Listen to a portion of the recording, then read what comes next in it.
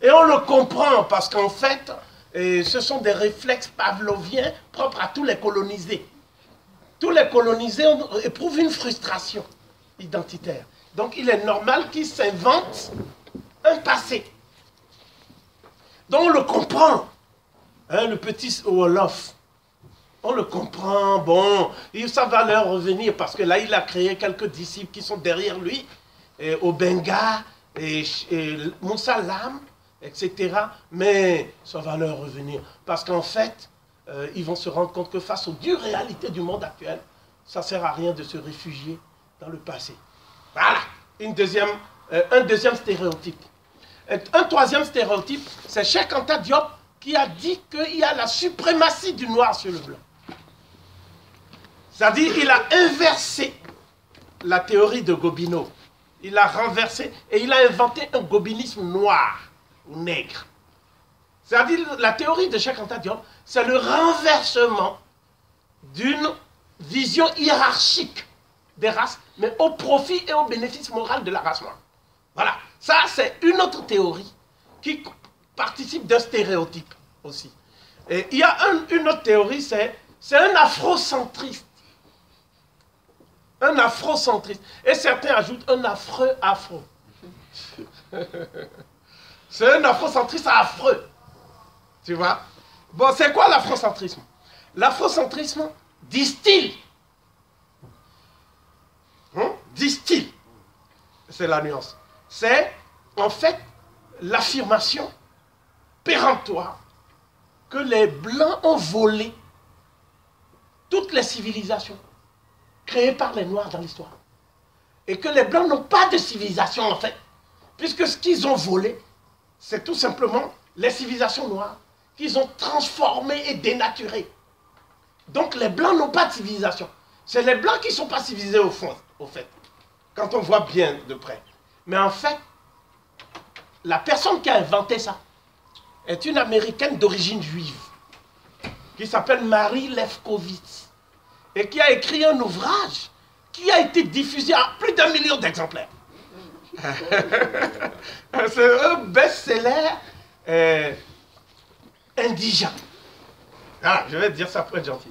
Donc cet ouvrage s'appelle No Out of Africa. Hein? C'est-à-dire que ce n'est pas sorti d'Afrique. Hein? Donc, how afrocentrisme, hein? Comment l'afrocentrisme enseigne des mythes sous couvert d'histoire. Comment l'afrocentrisme enseigne des mythes. Alors, elle dit que Cheikh Anta Diop est le père de l'afrocentrisme. Même si Cheikh Anta Diop n'a jamais de son vivant utilisé ce terme. Mais que le représentant de l'afrocentrisme le plus virulent s'appelle Molefi Asante, à Temple University. Hein? Mais que dit Molefi Asante? Molefi Asante dit que ce qu'il appelle l'idée afrocentrique, pas afrocentriste, afrocentricity idea, cette idée part du principe que de la même manière que les Américains d'origine irlandaise, italienne, etc., mettre les civilisations européennes au centre et comme référent pour toutes leurs activités culturelles, scientifiques, artistiques, etc. De la même façon, les Américains, descendants d'Africains, ont le devoir d'utiliser les civilisations africaines comme pôle référentiel. Il n'a pas parlé de hiérarchisation des races. Donc c'est elle qui a inventé l'afrocentrisme. Donc évidemment, il y a des nègres qui ont dit que « Ah, Cheikh Anta Diop a fait l'afrocentrisme, c'est vraiment, c'est pas bon, on ne peut pas le suivre, etc. » D'accord? Et ces nègres font partie de ce que nous appelons généreusement les nègres leucodermisés. Voilà. Hein, parce qu'ils n'ont pas le réflexe qui consiste d'abord à lire les travaux qu'ils critiquent. Il faut lire. La première chose pour qu'on vous prenne au sérieux, c'est que vous lisiez. Et il y a lire et lire. Il ne faut pas lire comme on lit un roman. Il faut faire une lecture méthodique et analytique. Vous voyez? Eux, ils font quoi? Ils font une lecture si vous voulez, romancée. Hein? Et une lecture anecdotique. Ils prennent des petites anecdotes, tu vois. Cheikh Anta Diop dit que les leucodermes étaient ceci. Donc Cheikh Anta Diop, pourquoi il compte les leucodermes? Après il dit, pourtant c'est curieux. Il dit ça, mais en même temps sa femme est leucoderme. C'est pas la science ça. Quand on parle de faire l'histoire, on ne dit pas de raconter des histoires, on dit faire l'histoire. Donc il raconte des histoires. Bon, ensuite, nous disons ceci. Et pour lancer l'affaire, nous disons que Cheikh Anta Diop n'a jamais défendu l'afrocentrisme. L'afrocentrisme est une invention des africanistes blancs, leucodermes et juifs, comme Madame Marie Lefkovi. Voilà ce que nous disons. Voilà. Par contre, il y a un courant intellectuel dénommé afrocentricity. Donc si on traduit en français, c'est afrocentricité. Et ce courant, en dehors de toute hiérarchisation des races, préconise une reconnexion des Africains descendants de déportés, pas d'esclaves. Il faut aussi utiliser les mots correctement. C'est-à-dire, aujourd'hui, nous allons faire ce qu'on appelle une clarification sémantique. Parce qu'on ne peut pas dire n'importe quoi à chaque fois. Il faut utiliser les mots correctement. Hein? Parce qu'avant d'être réduit en esclavage, si on suppose qu'on est parti faire des razzias, c'est que les gens étaient libres. À moins qu'ils étaient des esclaves chez eux. Bon, donc le père de tout ça, l'ouverture, si c'était un esclave au Bénin, il n'aurait pas le titre de ministre de la Défense du royaume d'Alada. Donc ce n'était pas un esclave. C'était quelqu'un de la haute classe et de la société élitiste. Pareil pour le père d'Ignace. Le père d'Ignace était un prêtre initié Yoruba d'Abbé Okuta. La mère, non, l'ancêtre de Solitude, était une Peul de la haute aristocratie, de l'empire Peul de Massina. Ouais. Donc Cheikh Anta Diop, une des raisons aussi pour lesquelles on l'attaque comme ça, c'est qu'il dit qu'il n'y a pas de peuple né sous X. Aucun peuple africain n'est né sous X. Et que tous ces peuples, il est possible, je parle de la Guadeloupe, Trinidad et Tobago, le Brésil, Haïti, la Martinique, il est possible de trouver leurs ancêtres. Pas en disant qu'ils sont africains, c'est une vérité de la palisse, mais en disant d'où ils viennent en Afrique, précisément. Donc c'est la généalogie historique des afro-descendants qui devient possible, qui devient une évidence scientifique. Donc voilà l'homme dont nous sommes, nous, quand nous disons nous, nous parlons de tous ceux qui travaillent dans son sillage sans déformer son œuvre. Hein? Nous sommes les gardiens du temple et les garants de l'orthodoxie diopienne. Mais nous ne sommes pas des diopistes. Les diopistes, c'est ceux qui ont fait de Diop un mythe. Ceux qui disent que Diop est un mythe. Et demain, vous allez voir des leucodermes dire qu'ils sont diopistes. Et gagner de l'argent avec des groupes de nègres diopistes. Tu vois. Bon, donc nous, ce qui nous importe, c'est l'héritage scientifique, culturel, intellectuel de Cheikh Anta Diop. Et ce n'est pas non plus une église, Cheikh Anta Diop. Donc le fait de dire que Cheikh Anta Diop a dit quelque chose, donc tout le monde doit être d'accord. C'est-à-dire l'unanimisme. Ça n'a rien à voir avec ce que disait Cheikh Anta Diop lui-même de son vivant. Voilà. C'est une démarche scientifique. Par conséquent, nous avons le devoir d'approfondir les différentes thématiques historiographiques. Et s'il y a des failles, nous devons les signaler pour que la communauté continue à se nourrir des fruits d'un travail scientifiquement solide. J'écarte donc 3 aspects. Nous ne sommes pas ici pour faire le mysticisme et le spiritisme. Il y a des gens qui font du mysticisme avec Diop. Bon, ce n'est pas notre école. C'était même pas l'école de Diop de son vivant. Vous voyez? Donc nous, on ne dit pas que les extraterrestres sont arrivés, ont atterri au Congo. Des choses comme ça. Non, non, non, non. On parle de civilisation terrestre. On n'a pas à aller chercher des extraterrestres. Si on parle de civilisation terrestre, c'est qu'ils vivaient sur Terre. C'est l'évidence même. Donc les spéculations et les mythes qui pullulent sur Internet ne nous concernent pas. Hein, les histoires d'extraterrestres qui ont construit les pyramides, des histoires comme ça, c'est un délire pathologique qui ne nous concerne pas. C'est le premier point. Il faut bien que ce soit clair, parce qu'il y a des gens qui viennent me dire, oui, mais est-ce que vous êtes, les anciens Égyptiens, leurs ancêtres étaient le peuple Congo qui est venu de Mars? J'ai dit, non, non, non, il ne faut même pas me parler de ça, parce que ça me donne l'urticaire. Les richesses comme ta Diop. Bon, ça, la deuxième chose. Nous ne sommes pas dans une démarche racialiste. Il faut être très clair dès le début, avant de rendre hommage à une telle sommité. Nous ne sommes pas dans une démarche racialiste. On dit que Cheikh Anta Diop parle de race. Cheikh Anta Diop ne parle pas de race. Il parle de variété biologique d'une même espèce humaine. Donc pour Cheikh Anta Diop, il existe 3 variétés biologiques de l'espèce humaine qui est une, monogénétique et africaine. D'accord? Si on est sérieux. Alors, la première, c'est la variété biologique mélano-africaine. C'est la plus ancienne souche de l'Homo sapiens sapiens, actuellement attestée. Voilà. Et il n'y aura personne pour contredire ça. C'est une évidence scientifique indiscutable.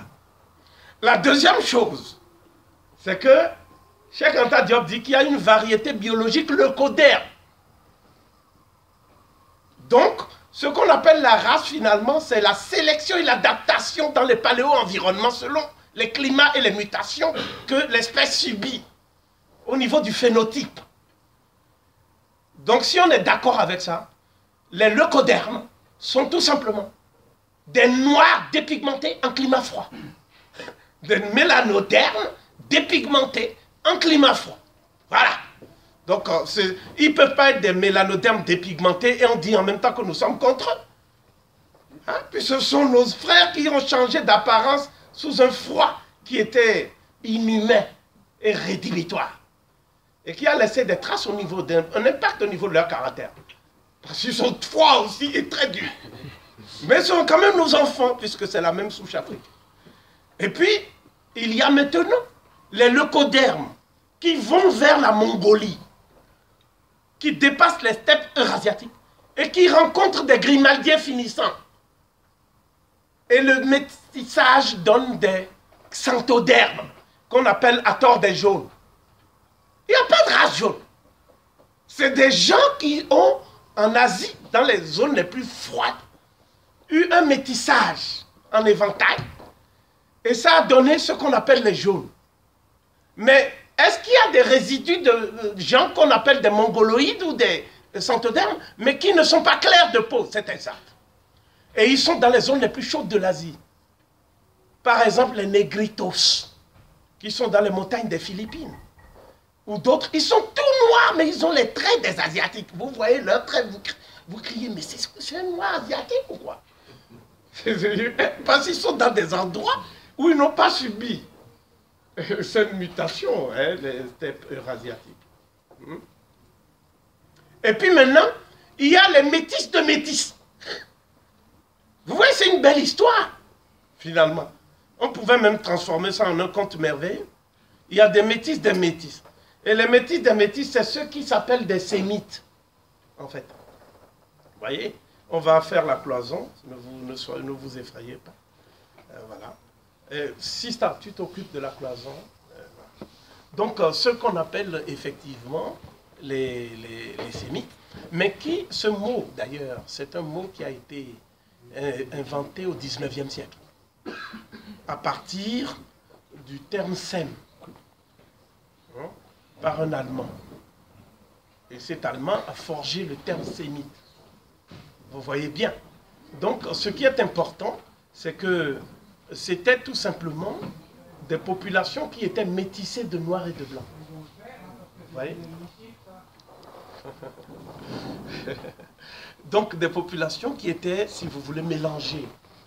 Hein? Et ce mélange a eu lieu en Asie occidentale. En Asie occidentale, à partir de la fin du 4e millénaire. Mais les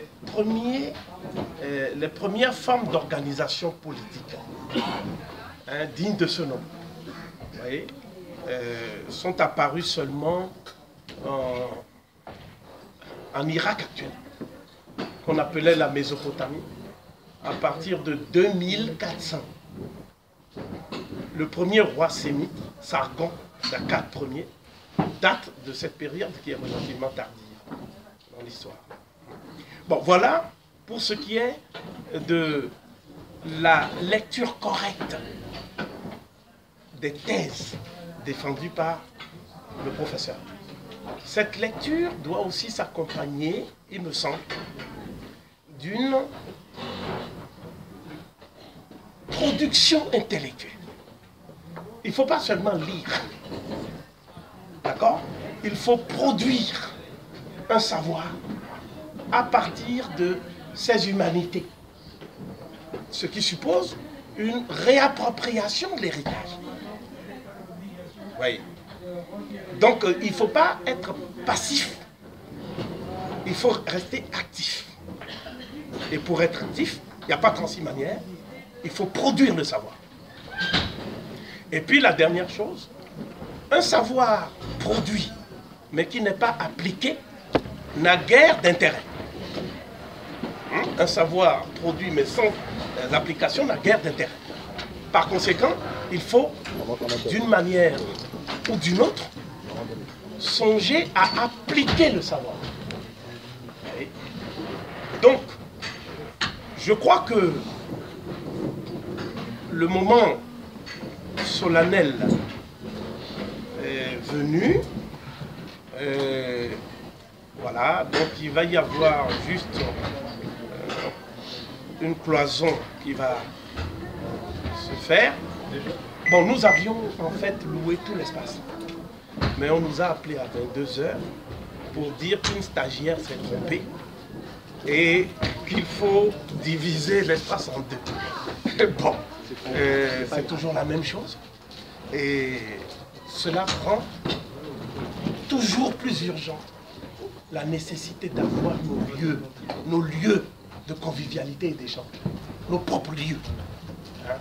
Parce que dans des circonstances comme celle-ci, normalement, on doit avoir une salle très très très grande, et surtout pour le prix. Hein? Donc il ne faut pas qu'on continue à enrichir les autres au détriment de notre propre confort. C'est un problème de confort. Voilà. Alors maintenant, je vais vous expliquer le déroulement de l'après-midi en m'efforçant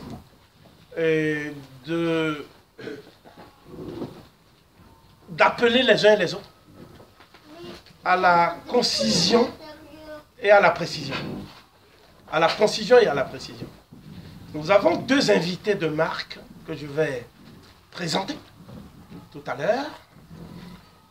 Mais ces deux invités, le professeur Biogo, que je remercie de nous faire l'honneur de sa présence aujourd'hui, je pense que c'est un signe des temps, hein, parce que pendant 3 décennies,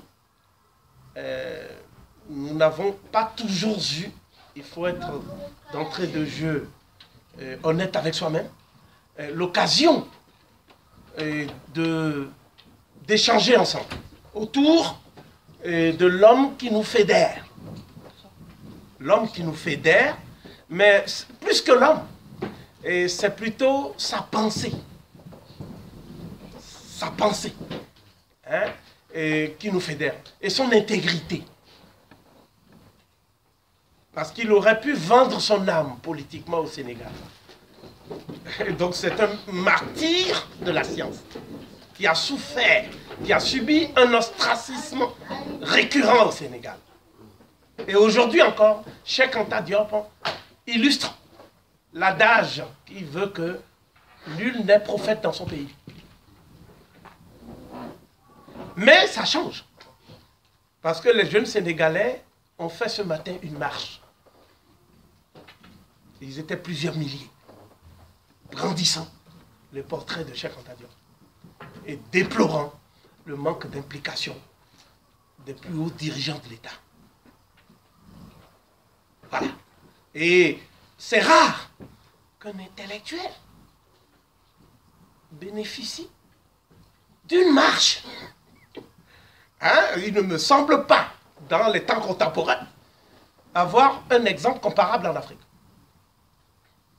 Voilà, pour ne me limiter qu'à l'Afrique que nous connaissons. Donc c'est, pour moi, un événement inédit qui appelle une réflexion appropriée en termes de prise de conscience. Parce qu'il y a une lame de fond qui est en train de se mouvoir dans l'océan inerte de cette Afrique que d'aucuns considèrent comme apathique. Quelque chose se passe. C'est là-bas qu'il y a eu, effectivement, il y en a marre. Au Burkina, nous avons vu le ballet citoyen. Un peu partout, la jeunesse africaine refuse d'aller mourir à Lampedusa et refuse d'aller grossir les rangs de ceux qui n'ont pas d'avenir ni d'espoir. Et ce n'est pas un hasard si le nom de Cheikh Anta Diop est associé, de près ou de loin, à ce processus qui me semble absolument inarrêtable. Ça va être la tendance lourde des décennies à venir. Et ceci, malgré tout ce qu'on pourra mettre en place pour empêcher l'émergence de cette... Bon, je vais appeler ça, je ne sais pas si le professeur Diogo va apprécier la formule, mais comme je m'autorise certaines libertés, je vais appeler ça la fronde de l'insolence. Oui. Il y a les frondeurs insolents. En Afrique, c'est bien, c'est positif. Parce que ça veut dire que l'Afrique qu'on leur propose n'est pas l'Afrique qu'ils souhaiteraient bâtir. C'est ça. Et si nous réfléchissons aujourd'hui autour de la pensée de Cheikh Anta Diop, je vais terminer sur ça. Il y a 3 évidences que nous ne pouvons pas écarter. La première, c'est que Cheikh Anta Diop considère que la diaspora africaine, c'est l'autre jambe de l'Afrique. Et que l'Afrique est unijambiste. Disons, c'est le même corps, pour aller vite. Et cette Afrique unijambiste ne peut pas compétir dans